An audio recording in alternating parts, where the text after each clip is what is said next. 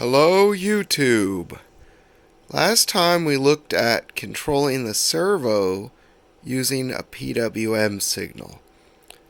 That involved using the function generator, the oscilloscope, and the power supply. That was a little more low level of how the signal works in the background. Today I want to look at something more high level. I want to look at how we can use software to control our servos.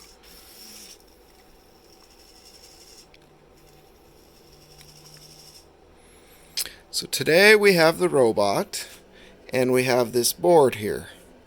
This board has outputs for 16 servos we can connect to it, and a power source, which is the power supply just like last time.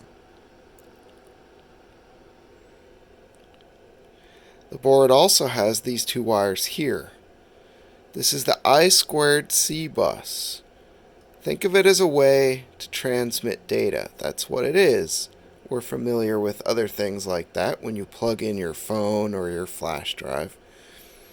That wire comes down here to an Arduino. An Arduino is a microcontroller. What you have here is a chip that essentially has memory and processing like a computer. It is a computer, but it's a small computer with low power. This is a microcontroller. The I2C interface is right here.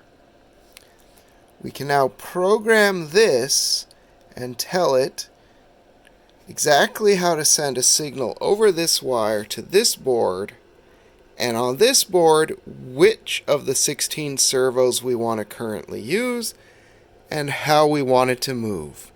And by doing that, we can control the robot.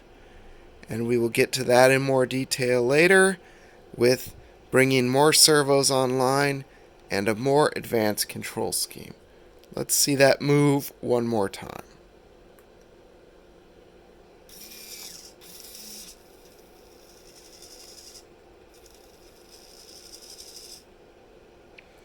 Until next time.